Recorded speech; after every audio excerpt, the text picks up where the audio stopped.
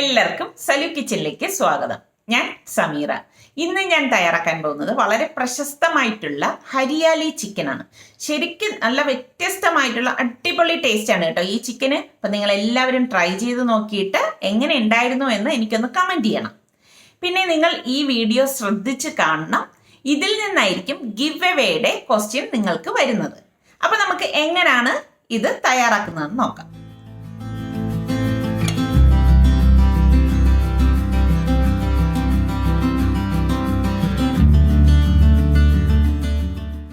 ഇതുണ്ടാക്കാൻ വേണ്ടിയിട്ട് ഞാനിവിടെ 2 കിലോയുടെ ചിക്കൻ മീഡിയം സൈസായിട്ട് കട്ട് ചെയ്തിട്ട് നന്നായിട്ട് കഴുകി ഡ്രെയിൻ ചെയ്തെടുത്ത് വെച്ചിരിക്കുകയാണ്. ഇതിലേക്ക് ഞാനിവിടെ 1/2 കപ്പ് കട്ടിയുള്ള തൈര് എടുത്തിട്ടുണ്ട്. ഈ തൈര് ഇട്ട് കൊടുക്കാം. ഇതിലേക്ക് ഇനി 1/2 ടീസ്പൂൺ കുരുമുളക് പൊടിയും 1/2 ടീസ്പൂൺ ഗരം മസാല പൊടിയും 1/2 ടീസ്പൂൺ ചെറിയ ജീരകത്തിൻ്റെ പൊടി, അതായത് ക്യുമിൻ പൗഡറാണ് കേട്ടോ. അത് ഉണക്കി വറുത്ത് പൊടിച്ചതാണ്. 1/2 ടീസ്പൂൺ മഞ്ഞൾപ്പൊടിയും പാകത്തിനുള്ള ഉപ്പും ഇട്ട് ഇതൊന്ന് മിക്സ് ചെയ്ത് നമുക്കൊന്ന് മാറ്റി വെക്കാം.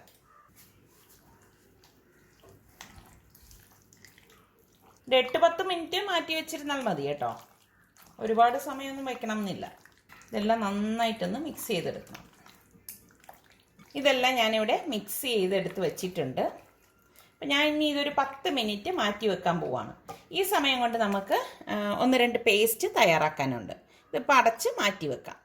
ഇനി നമുക്ക് പേസ്റ്റ് തയ്യാറാക്കാൻ വേണ്ടിയിട്ട് ഞാനിവിടെ 10-12 കാഷ്നട്ടും 10 ബദാമും 10 പിസ്തയും 3 ഏലക്കായും അതുപോലെ തന്നെ പട്ട ഈ ഒരു സൈസിൽ ഒരു 2-3 എണ്ണം എടുക്കണം കേട്ടോ. ഞാനിവിടെ ഒരു 2 പീസ് പട്ട എടുത്തിട്ടുണ്ട്. പിന്നെ 3 ഗ്രാമ്പൂ എടുത്തിട്ടുണ്ട്. അപ്പോൾ ഇത് ഇത്രയും കുറച്ച് ചൂടുവെള്ളം ഒഴിച്ച് ഒന്ന് അരച്ച് പേസ്റ്റാക്കി എടുക്കും. ചൂടുവെള്ളം ഒഴിച്ച് നമ്മൾ അരച്ചെടുക്കുന്നത് എന്തെന്ന് വെച്ചാൽ നന്നായിട്ട് ഇത് പേസ്റ്റ് പോലെ അരിഞ്ഞു കിട്ടാനാണ്. ഏകദേശം ഒരു 3-4 ടേബിൾ സ്പൂൺ ചൂടുവെള്ളം ഒഴിച്ചിട്ടാണ് ഞാനിത് അരച്ചെടുക്കുന്നത്. ഇതിപ്പോൾ ഞാനിവിടെ നല്ലതുപോലെ അരച്ചെടുത്തിട്ടുണ്ട്. ഇതുപോലെ വേണം നമ്മളിത് അരച്ചെടുക്കാനുള്ളത്. ഇനി നമുക്കൊരു ഗ്രീൻ പേസ്റ്റ് തയ്യാറാക്കിയെടുക്കണം. അതെങ്ങനെയാണ് തയ്യാറാക്കുന്നതെന്ന് നോക്കാം.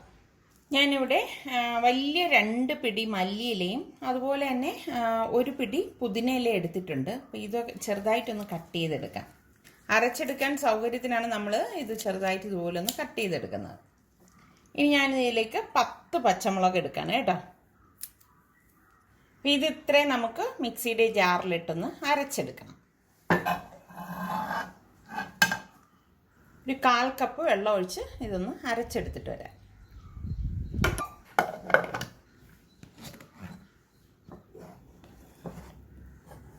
ഞാനിതിവിടെ അരച്ചെടുത്തിട്ടുണ്ട്. ഇനി ഇതിലേക്ക് ഞാനിവിടെ പകുതി നാരങ്ങ എടുത്തിട്ടുണ്ട്. ഈ നാരങ്ങ നീരൊന്ന് പിഴിഞ്ഞൊഴിച്ചു കൊടുക്കാം. ഈ പേസ്റ്റ് നമുക്ക് മാറ്റി വെക്കാം. ഇനി ഞാൻ ഇതുപോലെ 1 പീസ് ഇഞ്ചിയും 1 ഉണ്ട വെളുത്തുള്ളി എടുത്തിട്ടുണ്ട്. ഏകദേശം ഒരു 10-15 വെളുത്തുള്ളി അല്ലി വരും. അപ്പോൾ ഇതൊന്ന് ചതച്ചെടുത്തിട്ട് വരാം. പിന്നെ ഇതിലേക്ക് വേണ്ടിയിട്ട് ഞാൻ ഇതുപോലെ 2 സവാള എടുത്തിട്ടുണ്ട്. ഇതൊന്ന് സ്ലൈസ് ചെയ്തെടുത്തിട്ട് വരാം. ഇനി നമുക്കിത് എങ്ങനെയാണ് തയ്യാറാക്കുന്നതെന്ന് നോക്കാം. ഇതുണ്ടാക്കാൻ വേണ്ടിയിട്ട് ഞാനിവിടെ ഒരു കടായി അടുപ്പത്തേക്ക് വെച്ചിട്ടുണ്ട്. ഞാൻ എൻ്റെ മുന്നത്തെ വീഡിയോയിലൊക്കെ ഇത് കാണിച്ചപ്പോഴേക്ക് പലരും എൻ്റെ അടുത്ത് ചോദിച്ചിട്ടുണ്ടായിരുന്നു ഇത് ഏതാണ് ഈ കടായി എന്ന്. ഞാൻ അതിൽ ഡീറ്റെയിൽ ആയിട്ട് പറഞ്ഞിട്ടുണ്ടായിരുന്നു, പക്ഷെ നിങ്ങളത് ശ്രദ്ധിച്ചില്ലെന്ന് തോന്നുന്നു. ഇത് മേയറിൻ്റെ സെറാമിക് കടായിയാണ്. ഇനി ഞാൻ ഇതിലേക്ക് 2 ടേബിൾ സ്പൂൺ ഓയിൽ ഒഴിച്ചു കൊടുക്കുകയാണ്. ഈ കടായിയുടെ ഒരു പ്രത്യേകത എന്താണെന്ന് വെച്ചാൽ ഓയിൽ വളരെ കുറച്ച് മതി കേട്ടോ. അതുകൊണ്ടാണ് എനിക്ക് ഈ കടായി അത്ര ഇഷ്ടമായത്. അതുപോലെ തന്നെ നമുക്ക് ഗ്യാസും ലാഭമാണ്, സമയവും ലാഭമാണ്. പെട്ടെന്ന് ഇത് നമുക്ക് ചൂടായി കിട്ടുകയും ചെയ്യും. ഇതിലേക്ക് ഞാൻ 1 ടീസ്പൂൺ പെരിഞ്ജീരകം ഇട്ട് കൊടുക്കണം. പെരിഞ്ജീരകം എന്ന് പറയുമ്പോൾ ഫെനൽ സീഡ്. ഇനി നമുക്ക് ഇതിലേക്ക് ഈ മാരിനേറ്റ് ചെയ്ത് വെച്ചിരിക്കുന്ന ചിക്കൻ ഇട്ട് കൊടുക്കാം.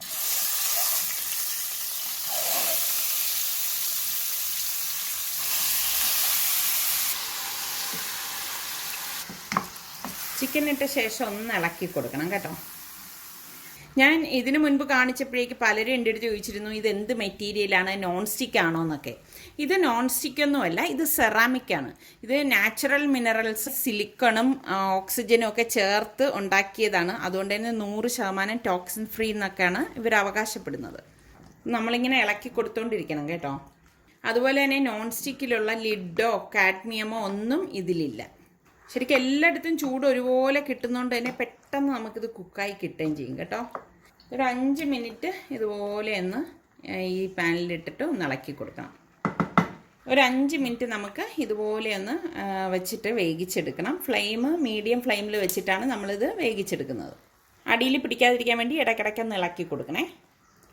ഇതിപ്പോൾ ഒരു 5 മിനിറ്റ് ആയിട്ടുണ്ട്. ഇനി നമുക്ക് ഈ സ്ലൈസ് ചെയ്ത് വെച്ചിരിക്കുന്ന സവാളയും ഈ ചതച്ച് വെച്ചിരിക്കുന്ന ഇഞ്ചി വെളുത്തുള്ളി പേസ്റ്റും കൂടി ഇതിലേക്ക് ഇട്ട് കൊടുക്കാം.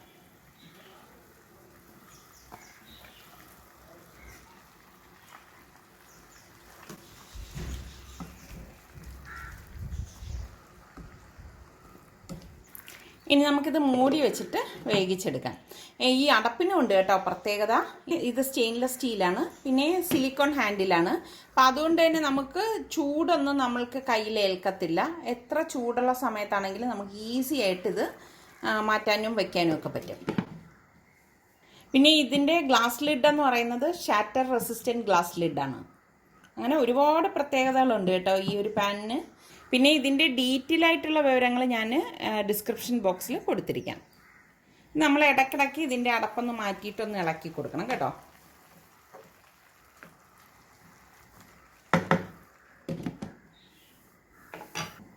ഇപ്പം നമ്മൾ വെച്ചിട്ട് ഒരു 10 മിനിറ്റ് കഴിഞ്ഞിട്ടുണ്ട്. ഇനി ഇതിൻ്റെ അടപ്പൊന്ന് മാറ്റിയിട്ട് നമ്മൾ ഈ അരച്ച് വെച്ചിരിക്കുന്ന ഗ്രീൻ പേസ്റ്റ് ഉണ്ടല്ലോ അതൊഴിച്ചു കൊടുക്കാം.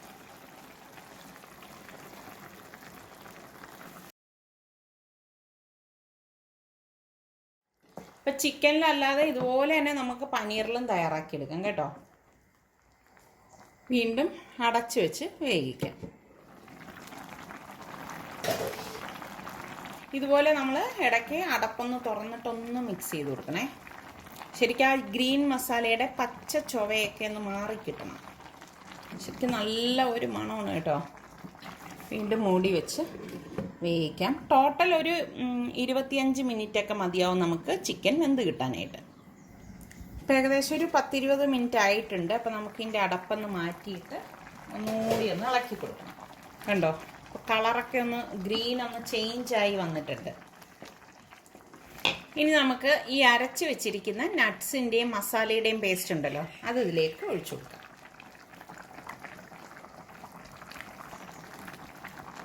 നന്നായിട്ടൊന്ന് മിക്സ് ചെയ്ത് കൊടുക്കണം. മിക്സ് ചെയ്ത ശേഷം വീണ്ടും അടച്ചു വെച്ച് നമുക്കിത് വേവിച്ചെടുക്കാം. അപ്പം നമ്മളുടെ ഗിവ് എവേയുടെ ഫസ്റ്റ് ക്വസ്റ്റ്യൻ നമ്മൾ തിങ്കളാഴ്ച ആശ്രയതീരം പോയ വീഡിയോയിൽ നിന്നാണ്.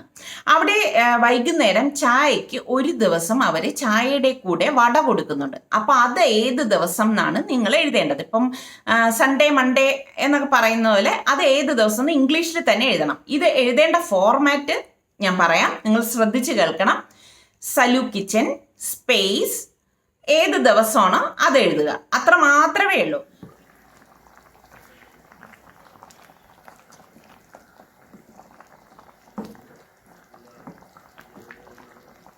ഈ ഒരു സമയത്ത് ഞാൻ ഇതിലേക്ക് 3 പച്ചമുളക് ഇതുപോലെ ഒന്ന് കട്ട് ചെയ്തിട്ട് കൊടുക്കണം.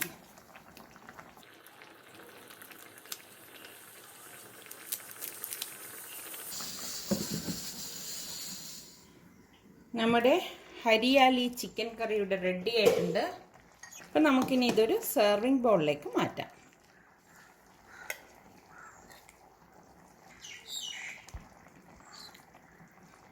വളരെ ടേസ്റ്റി ആയിട്ടുള്ള ഹരിയാലി ചിക്കൻ കറി ഇവിടെ റെഡി ആയിട്ടുണ്ട്. അപ്പം നിങ്ങൾ എല്ലാവരും ഒന്ന് ട്രൈ ചെയ്ത് നോക്കിയിട്ട് ഇഷ്ടപ്പെടുകയാണെങ്കിൽ ഇതിൻ്റെ ലിങ്ക് ഷെയർ ചെയ്യാനും ലൈക്ക് ചെയ്യാനും കമൻറ്റ് ചെയ്യാനും ഒന്നും മറക്കരുത് കേട്ടോ. ഞാനിവിടെ ഈ ചിക്കൻ കറിക്കൊപ്പം ഗീ റൈസാണ് തയ്യാറാക്കിയിരിക്കുന്നത്. ഇത് രണ്ടും നല്ല ഒരു കോമ്പിനേഷനാണ്. പിന്നെ നമ്മളുടെ സലു കിച്ചൻ ഇനിയും സബ്സ്ക്രൈബ് ചെയ്യാത്തവരുണ്ടെങ്കിൽ ഈസി റെസിപ്പികൾക്കായി സലു കിച്ചൻ സബ്സ്ക്രൈബ് ചെയ്യാൻ വേണേ. പിന്നെ ഈ കോണ്ടസ്റ്റിൽ പങ്കെടുക്കുന്ന നിങ്ങൾ നിർബന്ധമായിട്ടും സലു കിച്ചൻ സബ്സ്ക്രൈബ് ചെയ്തിരിക്കണം. എങ്കിൽ മാത്രമേ ഇതിൽ പങ്കെടുക്കാൻ പറ്റത്തുള്ളൂ കേട്ടോ.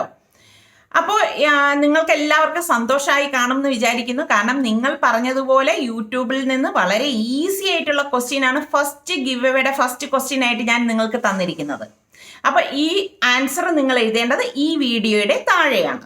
അപ്പോൾ എല്ലാവരും ഒന്ന് കണ്ടു നോക്കിയിട്ട് ആൻസർ എഴുതുക.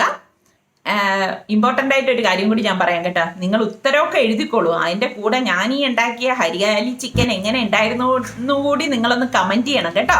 അത് മറന്നു വരുതേ.